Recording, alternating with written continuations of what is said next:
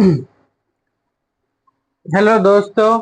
तो हमने chapter number 4 शुरू किया है इकोनॉमी में। ठीक है, और इसमें हमारा चैप्टर नंबर 4 है मुद्रा आपूर्ति, मनी सप्लाई। ठीक है, तो किस तरीके से है ये मनी सप्लाई, उसको हम देख रहे हैं। तो इसमें सबसे पहली बात हमने यहाँ पर समझा कि मुद्रा क्या है। ठीक है, तो मुद्रा को हमने यहाँ पर समझ लिया है। सामान्य शब्दों में मुद्रा विनिमय का माध्यम है। अब सामान्य शब्दों में समझे तो ये जो मुद्रा है तो वो क्या है, एक्सचेंज, विनिमय यानी कि एक्सचेंज करने का क्या है, माध्यम है। इसे करेंसी भी कहा जाता है। ये एक ऐसा माध्यम है जिसमें विभिन्न वस्तुओं और सेवाओं की कीमतों को व्यक्त किया जाता है।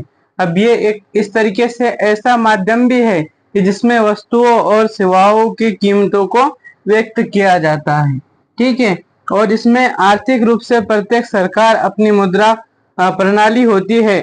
दुनिया भर में वित्त पोषण और अंतरराष्ट्रीय विनिमय के लिए क्रिप्टो करेंसी भी विकसित की जा रही है। अब अंतरराष्ट्रीय मतलब कि एक देश से लेकर दूसरे देश में या बहुत सारे देशों में अंतर्गत एक तरीके से जो विनिमय है यानी कि एक्सचेंज, रुपयों का लेन देन के लिए क्या किया जा रहा है, तो क्रिप्टो करेंसी को भी विकसित किया जा रहा है। ठीक है, विनिमय की वस्तु विनिमय प्रणाली, बार्टर सिस्टम ऑफ एक्सचेंज।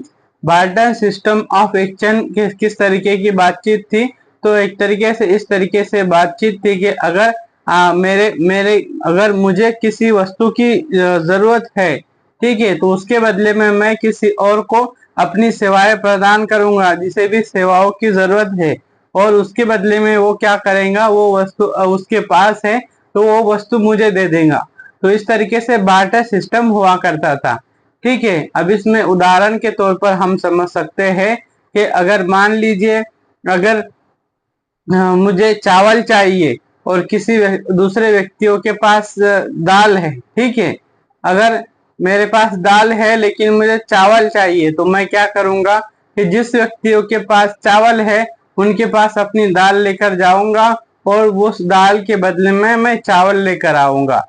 ठीक है, और दूसरा एग्जाम्पल इसमें यह भी है कि अगर किसी व्यक्ति को आलू चाहिए, ठीक है, और दूसरे व्यक्ति को प्याज चाहिए, तो अब जिसके पास आलू है वो क्या करेगा, अपने आलू लेकर प्याज वाले के पास जाएगा और प्याज वाले से आलू वाला एक्सचेंज कर लेगा। इस तरीके से बार्टर सिस्टम काम करता था।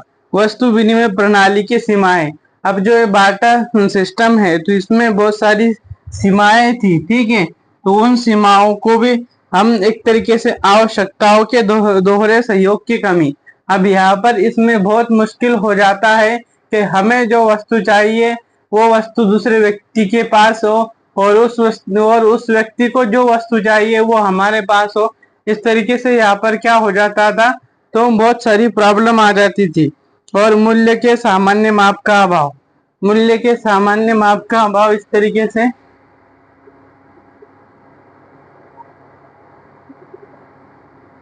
हम्म,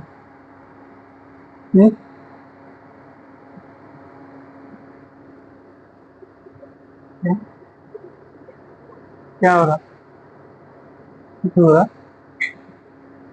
देख रहे हैं टाइमिंग।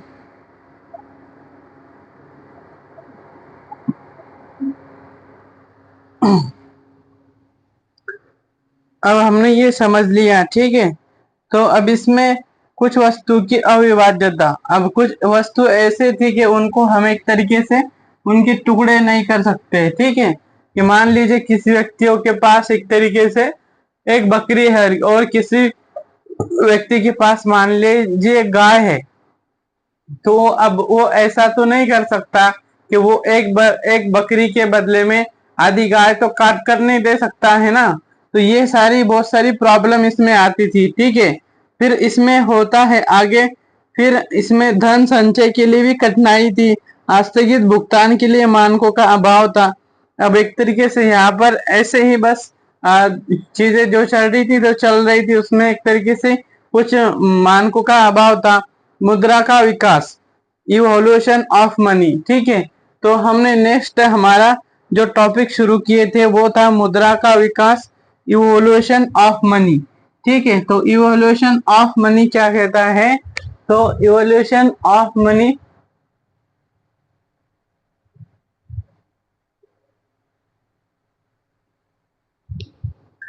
तो इवोल्यूशन आधुनिक बैंकिंग प्रणाली में जाने से पहले मुद्रा एक लंबे विकास के दौर से गुजरी है। जिस तरीके से आज हम एक तरीके से ऑनलाइन बैंकिंग के जरिए से मुद्रा एक जो आधुनिक प्रणाली हमारे पास में आ गई है, तो इससे पहले जो मुद्रा एक लंबे विकास के दौर से क्या हुई है, तो गुजरी है।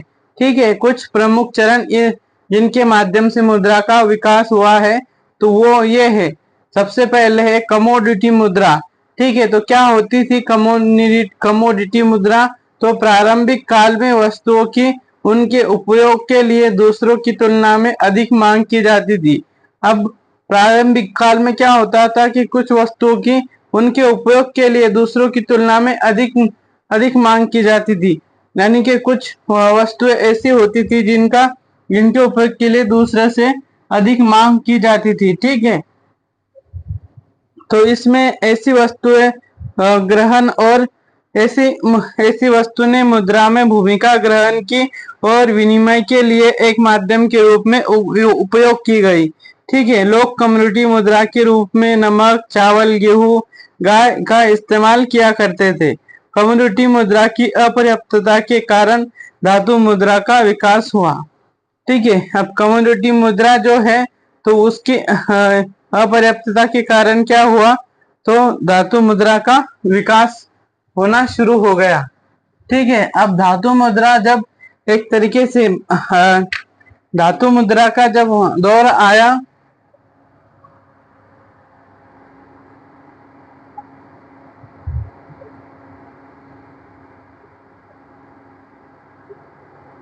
क्या हुआ?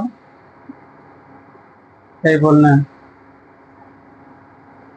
हाँ? क्या हो रहा? सच्ची में? सच्ची में?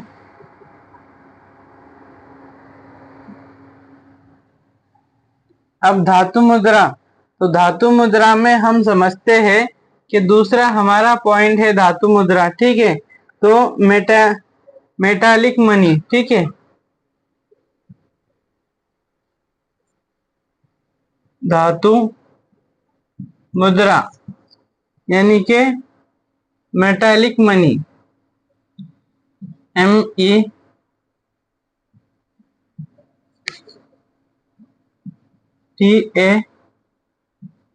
METALLIC, metallic money.